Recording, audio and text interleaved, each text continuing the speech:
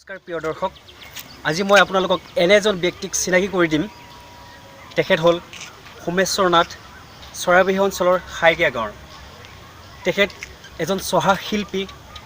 তেখেত সংগীত জগতৰ লগতে বিভিন্ন অনুষ্ঠান প্ৰতিষ্ঠানৰ লগত জড়িত আছে। আহক তেওঁক আমি চিনাকি কৰি দিওঁ। নমস্কাৰ। আপোনাক আসাম প্ৰকাশৰ তৰফৰ পৰা ৰঙালী বিহুৰ শুভেচ্ছা জনাইছোঁ।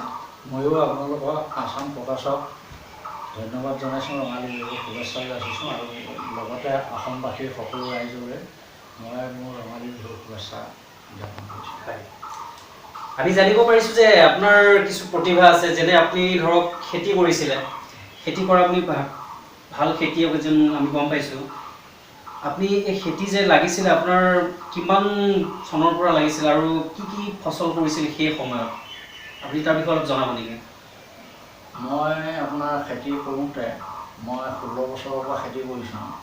এতিয়া মোৰ মানে 3-8 বছৰ।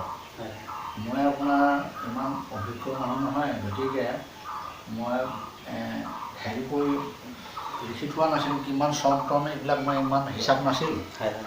মই আপোনাৰ বহুত কষ্ট কৰি মোৰ পৰিয়ালটো যেতিয়া ডাঙৰ হৈ গ'ল, তেতিয়া মই মানে আগতেও মোৰ বাই ভনী আছিলে, মই ল'ৰা এটাই যে তেতিয়া কষ্ট কৰি বাই ভনীহঁতক বিয়া দিলোঁ। তাৰপিছতে মোৰ সংসাৰলৈ বহুত ডাঙৰ সংসাৰ আহিল। মোৰ 7টা ল'ৰা ছোৱালী, 5টা ল'ৰা, 2জনী ছোৱালী। গতিকে মই সিহঁতক কেনেকৈ সংস্থাপন দিম? জান পান এৰি মানে নদীৰ পাৰত প্ৰজা সাজি 14 বছৰ বনবাস কাটি মই খেতি পথাৰ কৰি আছিলোঁ। কিন্তু মই গান খুব ভাল পাওঁ।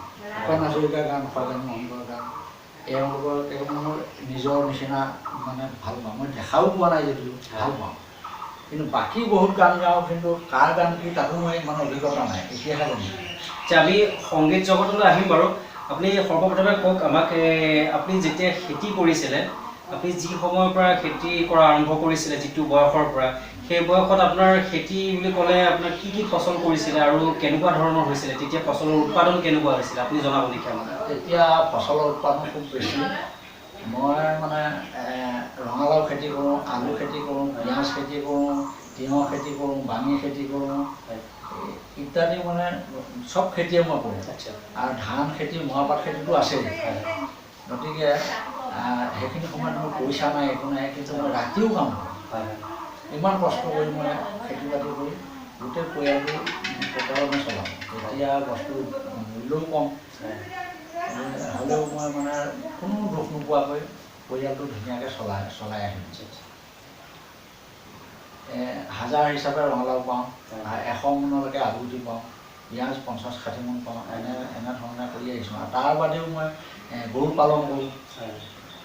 গৰু পালন কৰি আজিলৈকে গৰু পালন কৰিয়ে আছোঁ। গৰুৰ পৰাও অলপ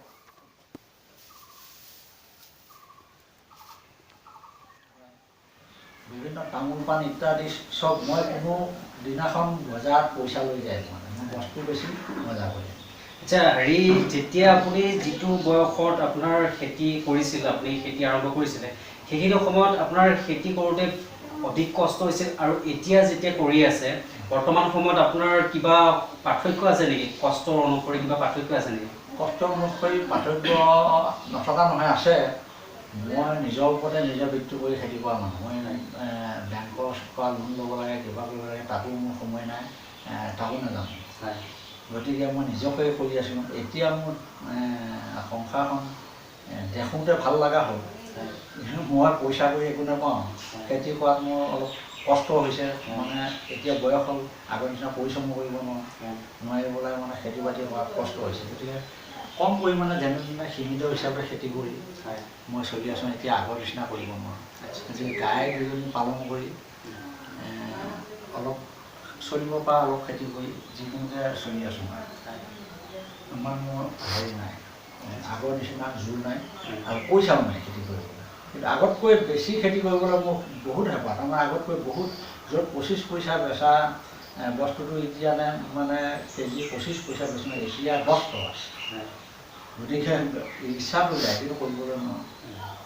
আপুনি আৰু এটা কথা জনাওক আমাক। আমি শুনিবলৈ পাইছোঁ যে আপোনাৰ যি প্ৰতিভা আছিল, মানে কি আপুনি সংগীত জগতৰ বিষয়ে মানে বহুত চৰ্চা। আৰু সংগীত জগতৰ লগত আপুনি জড়িত আছে, কিন্তু সেইখিনি সুবিধা পোৱা নাই আপুনি।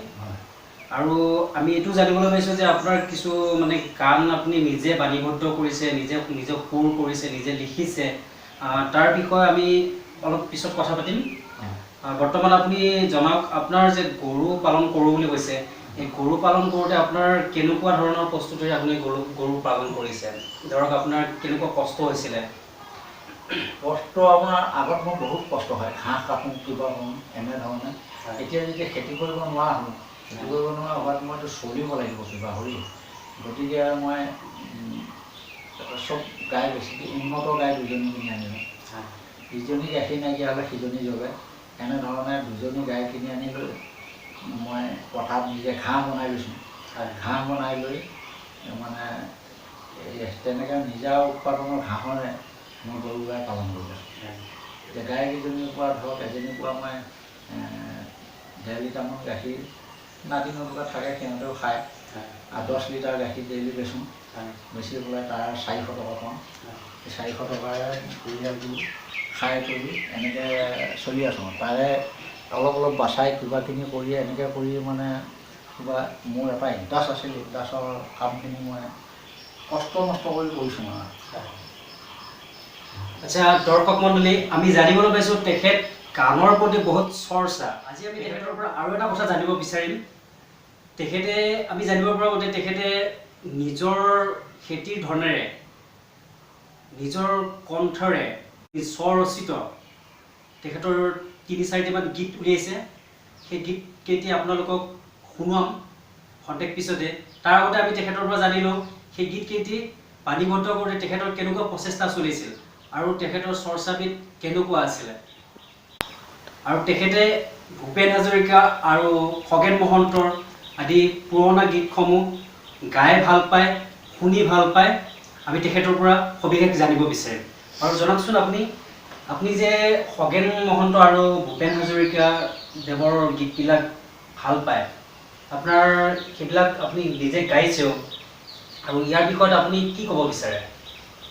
মই ইয়াৰ বিষয়ত ক'ব বিচাৰোঁ, খগেন মহন্ত বা ভূপেন হাজৰিকাৰ গানৰ মাজত কিবা এটা বিচাৰি পাওঁ। হয়। বাকী গানবিলাকত মই ইমান কিবা ভাল লগা এটা বিচাৰি নাপাওঁ। মই গান কাকো বেয়া বুলি কোৱা নাই, ক'বলৈ যোৱা নাই, কিন্তু তেওঁলোকৰ গানত মোৰ ইমান এটা হেঁপাহ, তেওঁলোকৰ গানত মই যিকোনো গানতে কিবা এটা বিচাৰি পাওঁ। গতিকে মোৰ খুব হেঁপাহ যে মই মানে সৰুৰ পৰা গান গাওঁ। এই কোনো মানুহে নাজানে, মোৰ ঘৰৰ মানুহে নাজানে গান গায়। মোৰ খুব কষ্ট কৰি মানে খেতি বাতি কৰি থাকোঁ, সময় নাই, ক'তো যাব সময় নাই। অমুকত গান হৈছে, কিবা হৈছে শুনো, কিন্তু মোৰ যাবলৈ সুবিধা নাই, যাই পোৱা নাই। কিন্তু মই মানে খেতি কৰি থাকোঁতে তাতেই গান গাই থাকোঁ, হাল মাৰি থাকোঁতে তাতেই গান গাই থাকোঁ, কিবা এটা কাঁহী এখনকৈ বজাই বজাই গান গাই থাকোঁ। এনেকৈ মই গান গাই থাকোঁ। গান ইমান ভাল পাওঁ মই, এতিয়া গাব লগত সময় নাপাওঁ। আচ্ছা, আপুনি যে গান নিজে ৰচি বাণীবদ্ধ কৰিছে, আপোনাৰ স্বৰচিত গানৰ কিবা এটা গুণগুণাই দিব নেকি বাৰু? মই স্বৰচিত গান ভূপেন হাজৰিকা, খগেন মহন্তৰ দৰে আমাৰ অভিজ্ঞতা নাই, হ'লেও মই নিজে ভাবি বনাইছিলোঁ। বনাই মই এইকেইটা বাণীবদ্ধ কৰিব, মানে এটা গীত মই খগেন মহন্ত আৰু ভূপেন হাজৰিকা দুটা গীত, আৰু মোৰ এটা গীতৰ সৈতে মই বাণীবদ্ধ কৰিলোঁ। তাত এটা গীতহে কৰিছোঁ, বাকীখিনি মই কৰিব পৰা নাই। ভাল গীত, এই গীতটো কৰিলোঁ। তাৰমানে মঞ্চত গৈ দেখোঁ মানে এই বেলেগ বাহিৰা গীত গালে ৰাইজে বহুত ইণ্টাৰেষ্ট পায়, আৰু ভূপেন হাজৰিকা, খগেন মহন্তৰ গীতত খুব বেছি গুৰুত্ব দিয়া আগৰ মানুহৰ নিচিনা নিদিয়ে। গতিকে ইহঁতে ভাল পোৱা গীত এটা গাওঁ, এই বুলি পেলাই মই এটা গীত মানে গাই দিলোঁ। গাই দিয়াৰ পিছত ৰাইজে যেতিয়া আদৰি ল'লে, তেতিয়া সেই গীতটো মই বাণীবদ্ধ কৰিলোঁ। বাকী আৰু মোৰ ঘৰুৱা সমস্যা মানে পইচা পাতিৰ কাৰণে মই কৰিব পৰা নাই। গতিকে সেইটো গীত শুনো বুলি ক'লে অকণমান গাই দিব পাৰোঁ। তেখেতে আমাক তেখেতৰ স্বৰচিত এটা গান গুণগুণাই শুনাব, অলপমান কলি এটা পাৰ্থক্য শুনক অলপ। নাচ বগে নাচ, চেলকণা মাছ, তয়ো বগী।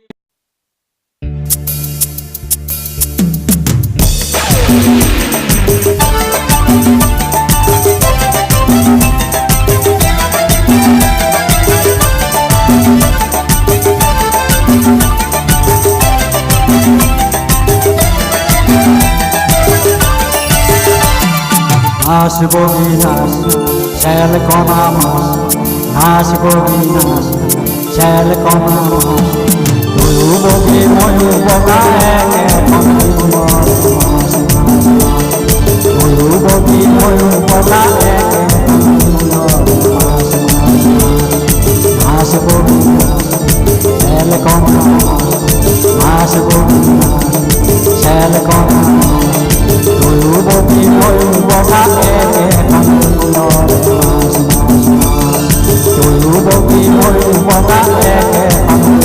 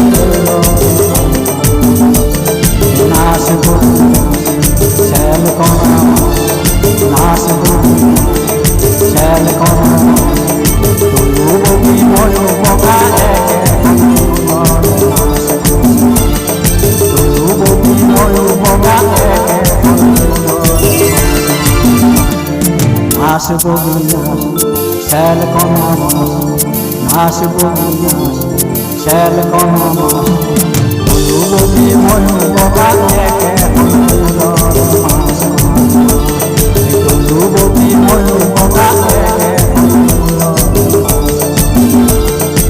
নাচ বগী চেল কণা নাচ বগী নাচ চেল কণা